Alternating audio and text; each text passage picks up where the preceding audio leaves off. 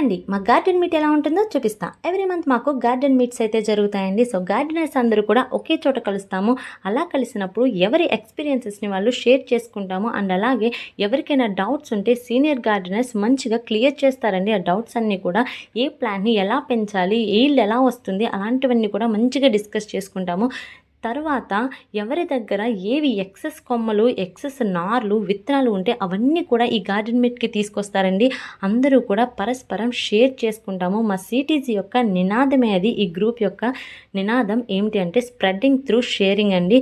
So అలా ఎవరి దగ్గర ఏది ఎక్కువ ఉంటే అది తీసుకొచ్చి పెడతారు. చూసారు కదా ఎన్ని ప్లాంట్స్, ఇవన్నీ కూడా ఫ్రీగా ఇస్తారండి. ఫ్రీగా షేర్ చేసుకుంటాము.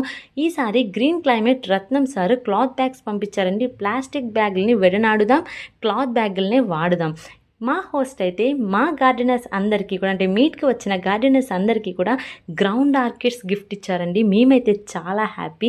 సో నాకు ఇచ్చిన ప్లాంట్స్, విత్తనాలు, కొమ్మలు అండ్ అలాగే కొన్ని కూరగాయలు తీసుకుని నేనైతే ఇంటికి వెళ్ళిపోయా. ఇది మా గార్డెన్.